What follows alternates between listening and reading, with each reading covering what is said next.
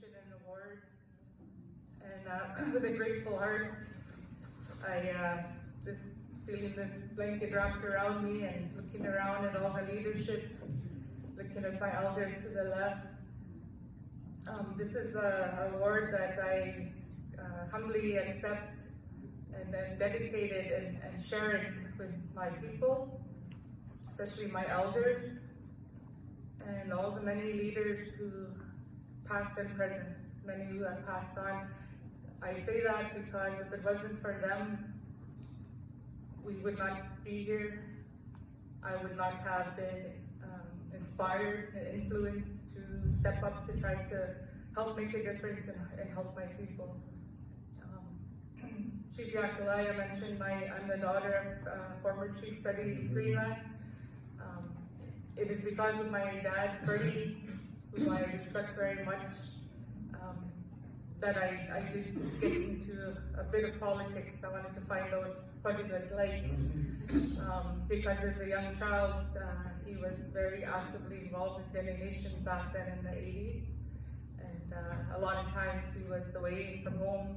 And as a kid, I didn't really understand why, or why were people like my dad and my late godfather Johnny Charlie, and my uncle Charlie Snowshoe, all those elders of those days. I used to wonder, like, why do they have to go away to work? Like, what they're doing, And then as I got older and had the privilege and honor to experience some of that and seeing what the vision they had back then, I understand what they did, and the work they did is still going on today. And I just wanted to share that this award means a lot, and I accept it and share it and dedicate it to everyone who has helped teach me along the way.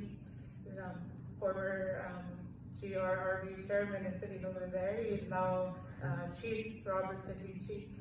He was also one of our Quichin who taught me along, because I used to work for the Quichin Renewable Resource Board when he was a chairman. And former chief of the Native Band, James B. Firth, also hired me when I was young out of college, gave me opportunity to start working. And just through all those experiences, I never knew all along that I was being mentored by people who had vision and knew what they were wanting for our future.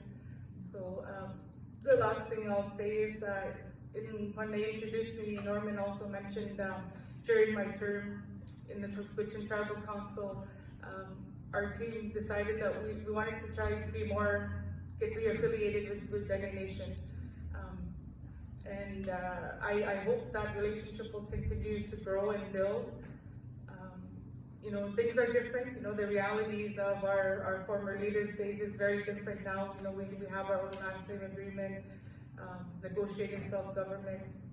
But I think that the one thing we'll always have in common, speaking as a mother, former leader, person who just genuinely cares about her people, and when I say her people, I mean Dene people, is that we all want the best for our children.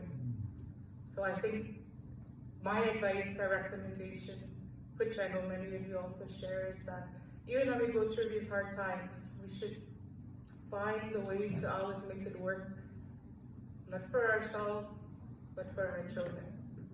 With that, I leave it at that. Masi Jo again to Dene Nation and everyone here. Masi.